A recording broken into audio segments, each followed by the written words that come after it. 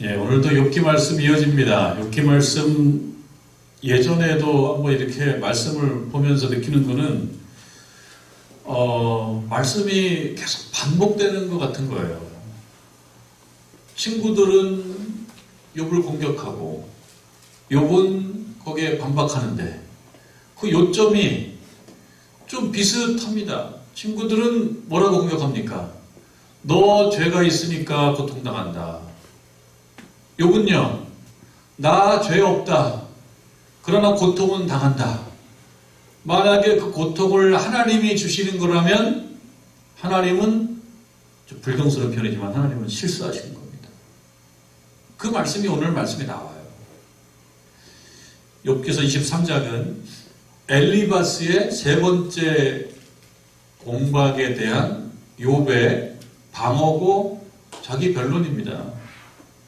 지난주 우리 이 엘리바스의 공격을 같이 공부한 적이 있었는데, 엘리바스가 처음엔 좀 점잖하게 얘기한 것 같았었는데 22장에 보면, 22장 좀 복습이에요.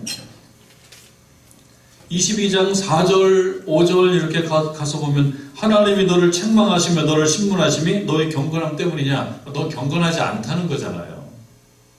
너 경건하지 않다. 그리고 5절에 내 악이 크지 아니하냐. 이것이 핵심이에요. 너 악인이야 이 녀석아. 내가 아니라고 얘기하지만 죄 많아. 참 이것이 어떤 사람에게는 굉장히 맞는 말이에요. 우리들에게 때때로 맞는 말이기도 합니다. 나 죄인인지 몰라요. 그런데 보면 죄인이야. 내가 스스로 깨닫지 못해서 그런데 잘 보면 죄인이야. 그렇게 보면 또 맞는 말이기도 해요. 우리들에게 하는 말이라면. 네가 의인이라고 생각하는 모양인데 아니야, 잘 봐봐, 죄인이야. 하루를 만약에 CCTV로 이렇게 한번 너를 쫓아다니면서 한번 봐봐. 또 죄 많이 짓는다. 예? 다이어트 잘 안 되는 분이 하는 말 있잖아요. 나는 먹는 것도 하나도 없는데 그냥 물만 먹어도 살찐다고. 그래서 물만 먹나 찍어봤어요. 물만 먹지 않아. 물도 먹어. 초코파이도 먹고 숨겨놓고 먹어요. 그러니까 뭐예요? 본인이 이해하는 것도 선택적 지각을 하는 거죠. 편향적으로 보는 거예요. 자기가 자기에 대해서 기억하는 것도 좋은 것들만 기억하고 불리한 것들은 기억하지 않고, 그런 면이 우리들에게 좀 있죠. 우리들에게도 있습니다. 그래서 안 먹은 것은 기억하는데 먹은 것은 기억을 안 해요. 그럼 먹은 건 어떤 것만 기억해? 물만 먹은 것은 기억하는데 초코파이 먹은 것은 기억하지 않는다. 그래서 이제 증거를 대야 돼. CCTV를 찍어가지고 초코파이 먹는 걸 보여줘야 돼. 그만 너 먹었잖아. 그런데 이제 문제는 이 엘리바스가 욥을 CCTV로 찍은 건 아니란 말이에요. 근데 마치 찍은 것처럼 얘기하는 데 문제가 있어요. 6절에 보니까, 22장 6절에 보니까 까닭 없이 형제를 볼모로 잡으며 헐벗은 자의 의복을 벗기며, 누가 했다는 거예요? 욥이 했다는 거죠. 까닭 없이 욥이 형제를 괴롭혔다는 거예요. 7절에 목마른 자에게 물을 마시게 하지 아니하였다. 마치 본인이 CCTV를 찍어놓은 것처럼 얘기해요. 너무 생생하지 않습니까? 구체적이지 않습니까? 이거 참 환장할 문제예요. 환장할 문제. 아니 내가 언제 그랬냐고. 이거 억울하죠. 욥이 입장에서는 굉장히 억울한 거예요. 또 9절을 보면 너는 과부를 빈손으로 돌려보내며 고아의 팔을 꺾었다. 이렇게 얘기하니까 욥이 생각할 때는 얼마나 억울합니까? 화가 날 만도 하죠. 아니 육신이 이렇게 고통 가운데 있는 것도 참 힘든데 네가 고통받는 이유가 너 죄 때문이야. 그리고 네가 지은 죄가 이런 게 있단 말이야. 좀 알아봐, 인정하고 좀 고집 부리지 말고. 이것이 더 사람을 힘들게 한다는 거예요. 1975년도에 리키 잭슨이라고 하는 어떤 한 미국인이 경찰에 체포가 되었습니다. 왜 체포가 됐냐니까 이분이 1975년도 미국의 클리블랜드라는 데에서 사람을 죽였다라고 하는 혐의로 체포가 된 거예요. 구멍가게 주인을 죽였다. 살인 혐의로 체포가 됐어요. 근데 이 체포가 되고 이제 재판에 넘겨져서 사형 선고를 받았습니다. 친구들과 함께 사형 선고를 받았는데요. 이 사형 선고를 받게 되는 결정적인 증인이 있었는데 당시 12살 된 아이였대요. 당시 12살 된 에디 버논이라고 하는 그 어린이가 있었는데 이 어린이가 뭐라고 얘기했냐면 이 리키 잭슨이 권총 방아쇠를 당기는 것을 내가 봤습니다. 이렇게 증언을 했습니다. 그래서 이 어린아이가 뭐 거짓말 했겠냐. 그래서 증인이라면 참 무섭습니다. 꼼짝없이 감옥살이를 하게 되고 이제 사형을 기다리고 그래야 되는 건데요. 배심원들이 이 버논의 증언을 토대로 해서 사형을 선고했는데 사법당국이 형을 좀 감형해서 사형은 면하고 종신형을 받았어요. 그래서 이제 죽을 때까지 이제 감옥에 있는 겁니다. 그러면서 세월이 가는 거예요. 세월이 막 가는데 이 12살 먹은 에디 버논이 나이가 먹어가는 거예요. 나이가 먹어가면서 자기가 예전에 했던 이 증언이 사실이 아니라고 하는 것 때문에 괴로워합니다. 자기가 실제로 본 것이 아니에요. 이것을 괴로워하다가 이제 나이가 많이 들어서 한 목사님을 만나서 39년 동안 숨겨왔던 비밀을 털어놓았다는 거예요. 39년 동안 숨겨왔다라고 한다 그러면 이 리키 잭슨이 감옥살이 몇 년 했다는 거예요.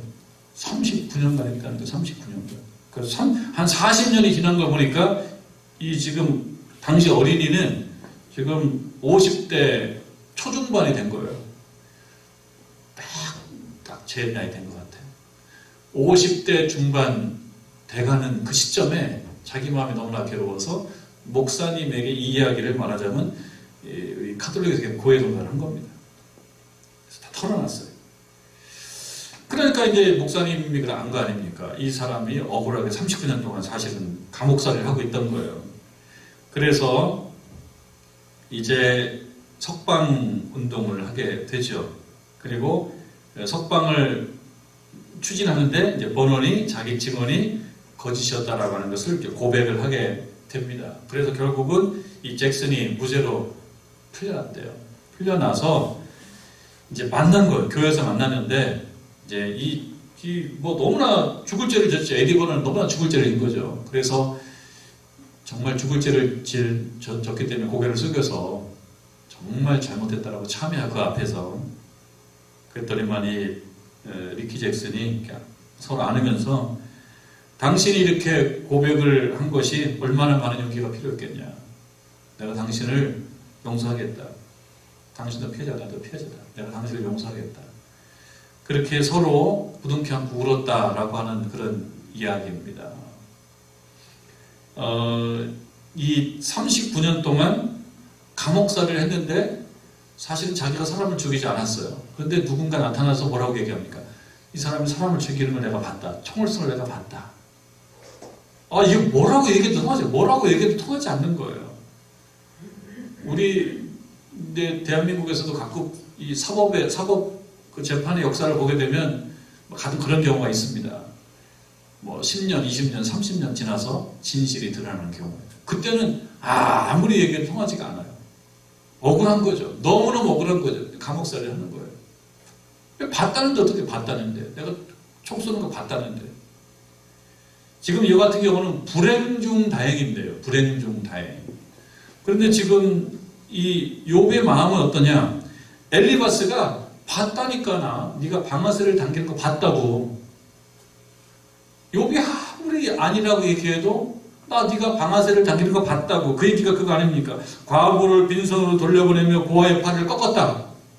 너무 구체적으로 묘사를 하니까 욥이 23장에서는요. 엘리바스를 향해서 막 공격하지를 않아요. 보면은 뭐라고 너 봤냐? 네가 봤어? 증거를 대봐. 증거를 대봐. 봤으면 증거를 이렇게 싸우지를 않아요. 그래서 23장이 오늘 이제 그런 말씀이잖아요. 욥이 대답하여 이르되, 대답을 하는데요, 엘리바스를 막 공격하지는 않습니다. 오늘도 내게 반항하는 마음과, 욥 마음은 뭐냐? 마음에 반항하는 마음, 반항하는 마음. 누구를 향하여 반항합니까? 엘리바스를 향해서 반항합니까? 내게 반항하는 마음과 근심이 있나니 내가 받는 재앙이 탄식보다 무겁다. 그래서 3절로 가면 내가 어찌하면 하나님을 발견할까? 엘리바스를 향해서 공격하고 반항하고 그런 것이 아닌 거예요. 엘리바스랑 지금 싸우고 있는 거 아닙니까? 우리가요, 싸우다 보면은, 여러분 싸워보셨죠? 싸우다 보면 처음에는 결백을 주장하면서 싸우게 되죠. 나 안 했다니까. 아니, 당신이 했다고. 나 안 했다니까. 봤어? 그러면서 싸우게 된단 말이에요. 그래서 뭔가 이게 정말 옳은 것이 뭐냐? 팩트가 뭐냐? 혹은 팩트가 아니라 트루스, 진실이 뭐냐? 진실이 뭐냐? 그건 당신이 본 게 틀리다니까. 내 말이 맞다니까. 그럼 저쪽에서는 아니야, 당신 틀리다고, 당신이 잘못했다고. 그러면서 싸움이 된다고요.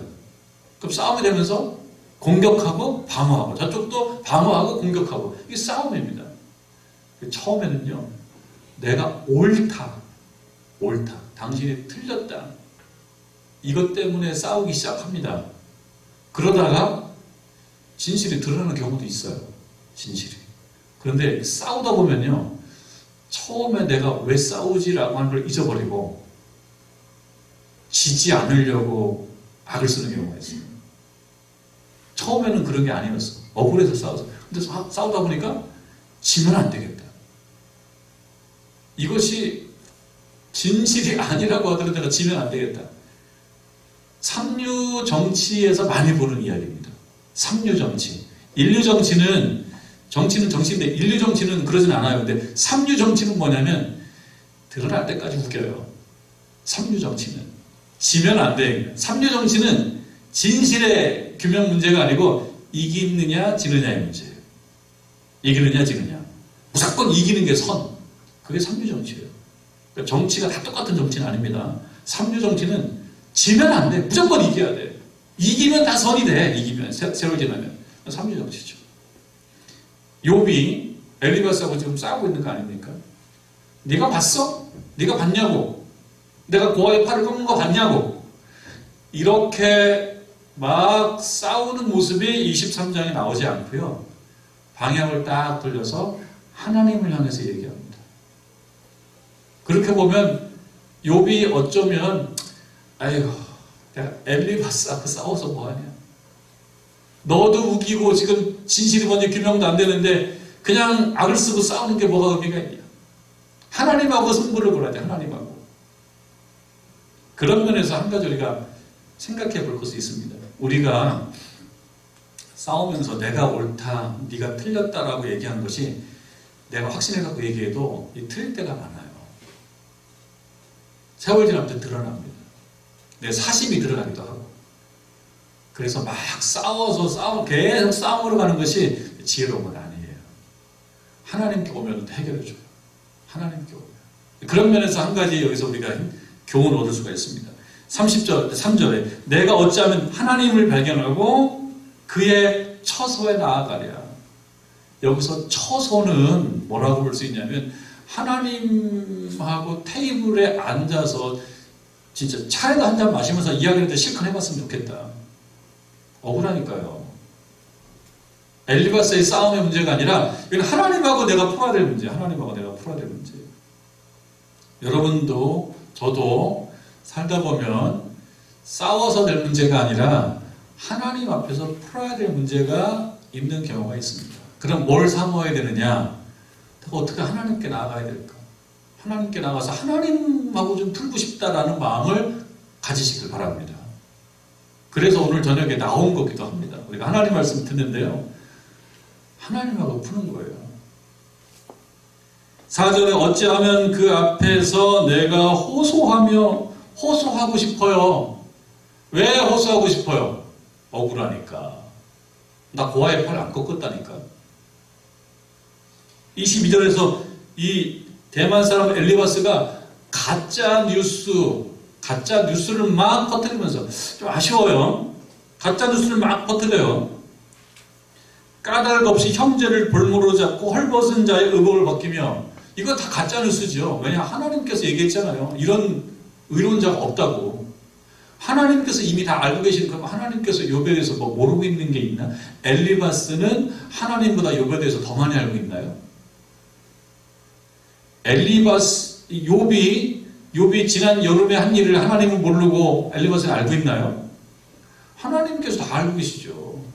하나님께서 다 알고 욥 그런 사람 아니라고 하나님은 이미 알고 계시죠. 지금 표현을 안 할 뿐이에요. 천상에서 이미 이야기 다 했어요. 욥이 참 의로운 자라고. 사단이 뭔가 이렇게 보상을 받으니까 착한 척하는 거 아닙니까? 보상을 받으니까 착한 척하는 거 아닙니까? 라고 사단이 자꾸 하나님께 보상을 받으니까 착한 척하는 거 아니냐고. 동기가 불순합니다. 알아보면 아마 나올걸요? 하나님, 아니야. 욥은, 내 사랑하는 욥은 의로운 사람이야. 하나님, 착한 척하는 거예요. 보상을 받으려고. 하나님께서 하시는 말씀은 그렇지 않다라고 하는 것을 드러내봐라. 한번 우리 해보자. 그래서 시작된 거거든요. 그러니까 하나님께서는 욥이 문제가 없다는 걸 다 알고 계세요. 근데 엘리바스가 보는 것은 뭐 다른 세상인가요? 엘리바스는 하나님보다 훨씬 더 많이 알고 있나요? 그게 아니란 말이에요. 그러니까 엘리바스 이야기는 거짓말, 가짜뉴스예요. 가짜뉴스. 목마른 자에게 물을 마시게 하지 않았대요. 욥이. 억울한 거죠. 이런 경우 억울합니다. 참, 욥을 한번 생각해 보십시오. 억울한 거죠. 어떻게 됩니까? 억울하면. 이 억울하면 진짜 이걸 어떻게 풀어야 돼요? 신자들은 하나님 앞에 나와서 좀 풀 수 있으면 좋습니다. 그리고 때때로는요, 억울한 거를 사람하고는 잘 안 풀어줘요. 왜냐하면 저쪽에서 양보를 하지 않을 때가 많아요. 실제로. 나 역시도 다른 사람에 대해 쉽게 양보를 안 하기도 하고, 나 역시도 양보를 안 하기도 할 뿐만 아니라 또 어떤 사람은 나에게 양보를 또 안 하기도 해요.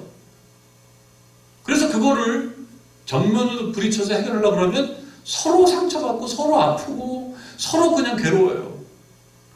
그래서 신자들에게 주는 하나의 교훈은 뭐냐면 하나님 앞에 나와서 그 억울함을 풀 수 있다. 이게 복음인 거예요. 하나님께서 억울함을 풀어주시면 그 다음에 그런 어떤 적대적 감정이 사라진다는 거죠. 신자들은 하나님 앞에 나와서 풀어라. 하나님 앞에 나와서. 그것을 하나 알려줍니다. 억울한 거예요. 4절에 어찌하면 그 앞에서 내가 호소하며 변론할 말을 내 입에 채우고, 그러니까 하나님 만나서 호소하고 하나님 만나서 변론하고 싶은 거예요. 엘리바스하고 싸워서 될 문제가 아닌 거예요. 엘리바스하고 안 싸우고 싶어요. 엘리바스 힘들어요. 힘만 들어요. 6절에 그가 큰 권능을 가지시고 나와 더불어 다투시겠느냐? 아니로다. 도리어 내 말을 들으실 거다. 하나님하고 내가 시간을 가질 기회를 하나님과 내가 시간을 함께 할 기회를 내가 갖는다면, 하나님은 그렇게 막히신 분 아니잖아. 들으실 거야. 문제는 뭐냐? 지금 나하고 하나님을 못 만나기 때문에. 그게 문제야. 만나면 하나님이시잖아. 하나님은. 의로우신 하나님 아니야. 알게 될걸? 아마 내가 문제가 없다는 하나님은 알게 되실걸? 근데 지금 아쉬운 건 뭡니까? 아쉬운 거는 8절이에요. 8절. 그런데 내가 앞으로 가다 그가 아니 계시고, 이게 이제 힘든 거죠. 신자들도 힘든 게 이 부분입니다. 앞으로 가도 하나님이 안 계시고, 뒤로 가도 보이지 아니하시고, 그가 왼쪽에서 일하시나 내가 만날 수 없고, 그가 오른쪽으로 돌이키시나 내가 배울 수가 없다. 근데 이것이 욥에게 있어 욥의 슬픔이에요. 욥의 슬픔은 무엇이냐? 고통도 슬프고 엘리바스의 공격받는 것도 괴롭고 그렇지만 욥의 슬픔은 뭐냐면 하나님을 만날 수 없다는 거. 하나님 만나면 내가 호소하고 그 앞에서 울기도 하고 억울한 걸 말씀도 드리고 되겠는데 하나님을 만나지 못하는 것이 지금 슬픔이에요. 욥의 슬픔. 그러니까 욥의 슬픔 속에는 여러 가지가 있어요. 하나님이 나를 몰라주신다라고 하는 것도 있고 내가 하나님을 만나서 나의 억울함을 다 털어낼 기회가 없는 것도 있고 그러다 보니까 어떤 오해가 생기냐?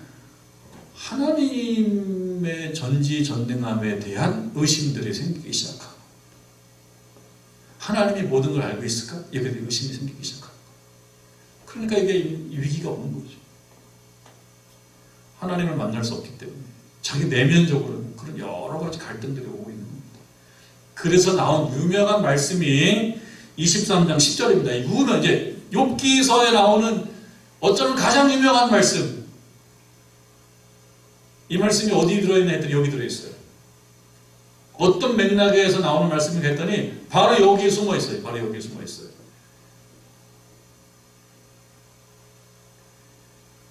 내 시작은 미약하나 나중은 창대하리라. 그건 또 저기 숨어 있었고 이 말씀 여기 숨어 있어요.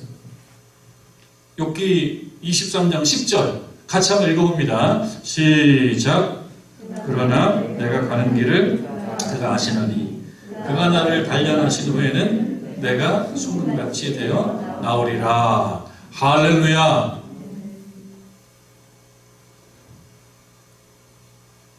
이 말씀은 두 가지 의미가 있습니다. 두 가지 의미.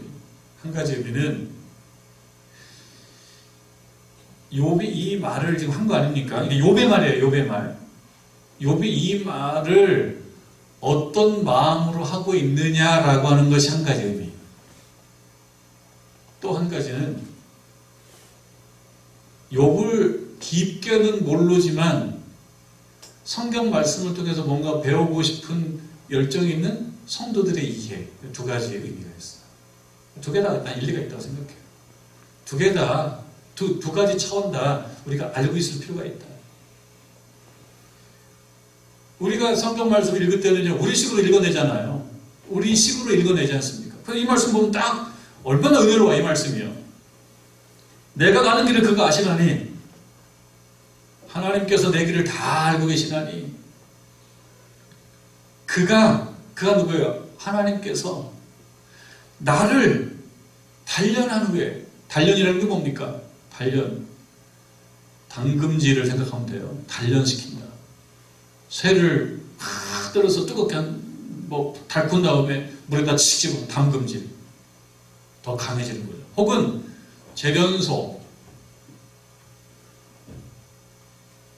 재련소를 생각할 수도 있어요. 나를 단련을 시킨다는 건 나를 더 강하게 만드는 거죠. 누가 강하게 만들어요? 하나님께서 나를 강하게 만드신다. 하나님께서 나를 강하게 만들면 내가 그 다음에 뭐가 됩니까? 뭐가 돼요, 여러분들? 이 꾹따목 있을까요? 여기 나오잖아요. 여기 나오잖아요. 10절 끝에 나오잖아요. 꾹따목 잊지 말고, 자, 질문합니다. 하나님이 나를 단련시킨다면 내가 뭐가 돼요? 순금이 된다고. 순금이 좋은 거예요, 안 좋은 거예요? 엄청 좋은 거지. 순금이 요즘에 금값이 떨어지가지고 조금 아쉽죠. 요즘 금값이 떨어진다네요. 난 금이 없으니까 상관없어요. 금 많으신 분들은 조금 옛날에 다 팔았어요. 금 많은 분들은 조금 속상하죠. 자, 그런데 순금같이 된다. 이게 좋은 얘기잖아요. 자, 그렇게 이해하면 참 은혜롭습니다. 아, 욥이 정신 차리는구나. 욥이 이런 마음도 갖고 있구나. 하나님께서 지금, 그러니까 내가 지금 고통받는 걸 욥은 지금 뭐라고 지금 이해하고 있다는 겁니까? 단련시킨다고 이해하고 있는 것을 우리는 그 이해가 돼요. 욥이 하나님께서 나한테 고통을 주고 엘리바스가 목을 막 쪼르고 이런 것이 다 모든 것이 뭐냐? 나를 강하게 만드는 거야. 나중에 내가 뭐가 돼요? 순금이 돼. 이렇게 이 성경을 읽는 우리들이 은혜롭게 이해하는 것도 일리는 있다. 그리고 그렇게 우리가 이해해왔다. 그렇지 않습니까? 자, 그런데 이 얘기가 누구 말입니까? 욥의 말인데, 욥은 지금 어떤 상황입니까? 여기 가도 하나님이 없고 저기 가도 하나님이 없어요. 내가 호소하고 내 결백을 주장하고 변론하고 얘기하고 싶은데 하나님을 만날 수가 없어요. 그런 상황입니다. 12절로, 그러면 11절 12절을 봅시다. 11절 12절 그 말씀 뒤에 내 발이 그의 걸음을 바로 따랐으며, 나는 그의 걸음을 바로 따랐다라고 하는 것은 하나님 말씀을 잘 지키며 살았다는 거예요. 내가 그의 길을 지켜 치우치지 아니하였다. 순종을 잘했다는 거예요. 이 길이라고 하는 거, 이 길에서 벗어나지 않았어요. 근데 이 길은 누구의 길이냐? 하나님의 길. 그러니까 하나님께서 이쪽으로 가라라고 하는 하나님의 지침. 하나님의 말씀이죠. 하나님의 말씀, 하나님의 어떤 규율, 하나님의 법, 하나님께서 이렇게 살아야 돼 라고 하는 하나님의 우리를 향한 하나님의 뜻, 이것을 지켰다는 거죠. 이 말은 엘리바스의 이야기하고 같습니까? 틀립니까? 엘리바스는 너는 안 지켰어. 고아의 팔도 꺾고 과부도 무시하고 그 다음에 목마른 사람 물도 안 주고, 그 얘기는 뭐예요? 너는 이 길대로 가지 않았어. 너는 그의 길을 지키지 않았어. 이게 엘리바스 얘기입니다. 그럼 욥은 얘기해요. 아니야, 나는 다 지켰어. 나는 하나님 뜻대로 살았어. 제가 이 말씀을 읽으면서 어떤 생각이 들었냐면, 설사 자기가 자기에 대해서 조금 편향적인 점수를 줘, 자기가 자기에 대해서 좀 오해를 하는 한이 있더라도, 때때로 우리가 스스로 잘못해놓고도 그러니까 잘못해놓고도 그 잘못을 모르는 적도 있긴 있어요. 살다 보면. 그런 일이 있다고 하더라도 적어도 우리가 하나님 앞에 기도하면서, 아무도 사람 듣지 않아요, 혼자서 본당에서 기도하면서 솔직하게 말하는 거 아닙니까? 여러분, 하나님께 기도하면서도 거짓말해요? 하나님 아시죠? 제가 지난주에 늦은 이유는 몸이 매우 아팠기 때문이에요. 근데 사실은 늦잠 잔 거거든. 근데 하나님 앞에서도 거짓말 쳐요? 하나님 속으실 거예요. 내가 눈물을 흘리면서 기도해야지. 하나님, 제가 사실은 되게 아팠어요. 그 장면 밤새 가시고 보는 건데. 하나님 앞에서도 거짓말 치나요? 하나님 앞에서 거짓말 치는 분은 전혀 없지는 않겠지만 그냥 없다고 봐요. 여러분, 여기 계신 분들 기도하시는데 하나님께 거짓말 치나요?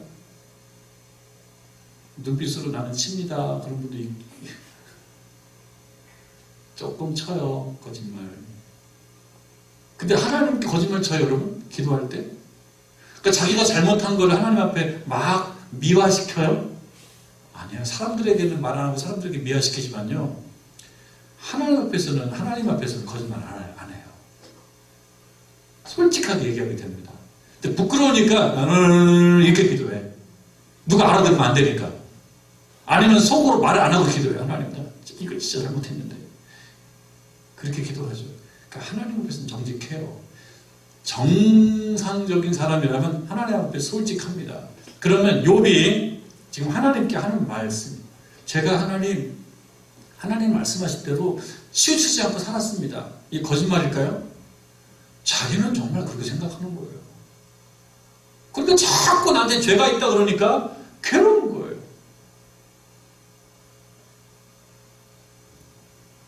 13절 그는 뜻이 일정하시니 누가 능히 돌이키랴. 그의 마음에 하고자 하시는 것이면 그것을 행하신다. 나는 하나님의 길을 지켜서 치우치지 아니했고, 12절에 그의 입술의 명령을 어기지 아니했고, 그의 입의 말씀을 귀히 여겼고, 욥의 마음은 그렇습니다. 13절 그런데 그의 뜻이 일정하시니 누가 능히 돌이키랴. 하나님께서 나를 때리려고 맘먹었으면 뭐 할 수 없는 거지 뭐. 때리시라면 때리시오. 하나님이 때리겠다고 맘먹으신 걸 누가 그 뜻을 고칠 거야? 누가 그걸 되돌릴 거야? 하나님이 때리려고 맘먹었으니까 때리시겠지. 그렇지만 나는 잘못한 게 없어요. 나는 주님의 말씀 뜻대로 살려고 애를 써왔고 생각이 안 나요. 내가 잘못한 거는. 14절 그런즉 내게 작정하신 것을 이루실 것이라. 내게 작정한 건 뭡니까? 욥을 때려주는 일. 누가요? 하나님이. 하나님이 욥을 때려주는 일, 그거를 하나님은 작정했기 때문에 지금 나를 몹시 막 패주고 있다고. 하나님께서 막 패고 하나님이 나를 때리니까 정말 죽을 만큼 힘든 상황이에요. 그래서 욥이 괴로운 거죠. 그 마음으로 10절을 얘기한 겁니다. 그 마음으로 내가 가는 길을 그가 아시나니. 하나님이 모르실 리가 없어. 이건 사람들도 아는 일이거든. 하나님이 어떻게 모르실 일이 있어? 하나님이 나를 모르실 리가 없어. 내가 이 길로 벗어나지 않고 이 길로 가고 있다는 것을 하나님이 나를 모르실 리가 없어. 하나님은 아셔. 이건 욥이 하나님에 대한 믿음을 갖고 있는 거예요. 그래서 그 다음에 그가 나를 단련하신 후에는, 이 표현이 단련이라고 되어 있기 때문에 목사님들도 이렇게 그냥 설교하시는 분들이 많고 우리들도 이 말씀을 놓고 보면 하나님께서 나를 단련, 다른 말로 얘기하면 연단, 하나님이 나를 연단하신 다음에는 내가 더 아주 강해지고 비싸질 거야, 이렇게 이해를 해왔는데요. 그리고 저는 그렇게 이해를 해도 나쁘진 않다고 생각합니다. 왜냐? 우리가 성경 말씀을 깊게 몰라도 내가 깨달은 거는 깨달은 거니까요. 그러나 맥락, 욥의 마음을 가지고 이 말씀을 읽어보면은 이런 것입니다. 하나님은 실수하고 계시는 거예요. 하나님은 지금 어디 외출하셨나? 나를 만나주지도 않고 나에 대해서 알지도 않고 알지도 못하면서 나를 때리기만 하시고 이제 좀 그만 때리시라고. 나를 알면은 안 때리실 텐데 자꾸 때리셔. 마음 먹었으니까 때리시겠다는데 왜 때리는지를 하나님이 지금 아신다면 내가 문제 많은 사람이라는 거, 문제가 없는 사람이라는 거 하나님이 아실 텐데 자꾸 어떻게 생각하냐? 나한테 불순물이 자꾸 끼어있다고 생각하신단 말이에요. 하나님이 나를 불순물이 끼어있다고 생각하시니까 여기 나를 단련한 후에는 내가 정금같이 나온다. 하나님이 나를 잘 살펴보면 나는 불순물이 없는 사람이에요. 단련해서 내가 연단을 해서 내가 순금이 되는 게 아니라 나는 지금 순금이야. 나는 순금인데 자꾸 나는 불순물이 있다 그러는 거야. 그러니까 여기서 단련이라는 말은 뭐냐면 살펴보면 나를 잘 열어서 살펴보고 체크해 보시면 내가 지금 나쁜 것 좋은 거 막 섞여 있는 불순물로 이루어진 사람이 아니라고 하는 걸 알 텐데 근데 나를 안 만나주는 거 어떻게 안 만나주는 거? 그리고 맘먹었으니까 자꾸 때리시는 거 어떻게? 그러나 그건 참 마음 아프다. 참 마음 아프다. 그래서 이 말씀은요, 이 말씀만 보고 마무리하겠는데, 욥의 억울함이 깊게 배어있는 말씀이에요. 근데 이 말씀에는 또 몇 가지 의미가 있죠. 한 가지는 뭐냐면 하나님은 지금 욥을 다 알고 계시잖아요. 근데 욥은 어떻게 생각하냐면 하나님이 나를 다 모르는 것 같아. 그런 생각이 들 때가 있습니다. 하나님은 나를 모르는 것 같아. 내가 얼마나 힘든지, 얼마나 억울해하는지, 얼마나 아파하는지, 얼마나 억울해하는지 잘 모르시는 것 같아. 좀 살펴보시면 되겠는데. 근데 하나님은 사실은 다 알고 계신다는 말이죠. 그 마음속에 욥의 마음이에요. 하나님, 좀 나를 좀 봐주십시오. 이것이 우리들의 기도 제목이 되는 거죠. 욥은 지금 괴롭고 힘드니까 욥 자기 방식으로 하나님을 이해할 수밖에 없다. 우리라도 그렇죠. 우리라도. 그러나 이 어려움 중에 엘리바스하고 붙어서 막 싸우지 않고 하나님이 나를 좀 살펴봐 주시면 제가 별 문제가 없다는 하나님 아실 거예요. 저를 좀 살펴봐 주십시오. 저를 좀 살펴봐 주시고 저를 좀 만나 주십시오. 저를 좀 만나서 제 얘기 좀 들어주십시오. 내 얘기 좀 들어주십시오. 라고 지금 탄식하고 있습니다. 탄식하고 있습니다. 그래서 지금 이 23장, 24장의 말씀은 23장하고 이제 연관되는데 다 살펴보지는 못합니다. 24장 1절만 보면 어찌하여 전능자는 때를 정해놓지 아니하셨는고 그를 아는 자들이 그의 날을 보지 못하고. 근데 하나님께서 때를 정해놓으시지 아니하셨다라고 하는 유감스러움, 하나님의 유감스러움에 대한 표현입니다. 이 말씀도. 악한 녀석들 하나님 보세요. 지금 막 활개를 치고 있잖아요. 악한 녀석들이. 하나님 그 녀석들도 심판하셔야죠. 내가 악한 사람이 아니고요.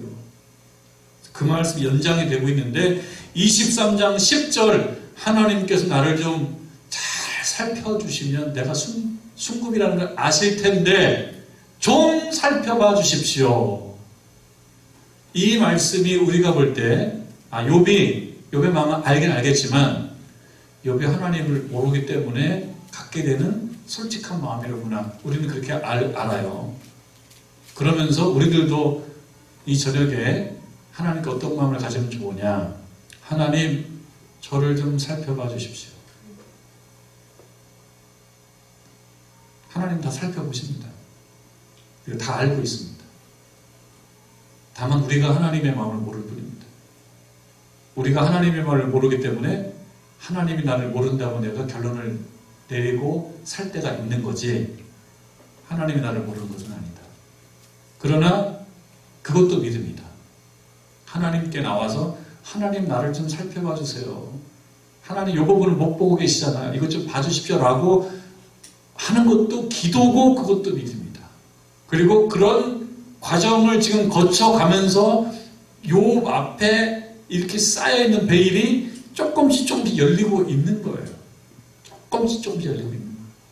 이렇게 소리도 질러보고 저렇게 소리도 질러보고 싸우기도 해보고 그러나 이걸 포기하고 하나님 앞에 나와서 하나님 나를 좀 지켜봐 주십시오 하면서 조금씩 욥의 눈에 이렇게 쌓여있는 막이 조금씩 열리고 있다. 그러니까 우리들도 신앙생활 할 때 좌충우돌 합니다. 잘 안 되기도 하고 힘들기도 하는데요. 그런 과정을 통해서 조금씩 1cm씩 앞으로 나아가면서 하나님의 깊은 뜻을 조금씩 알아가는 저와 여러분 되기를 주님의 이름으로 축원합니다.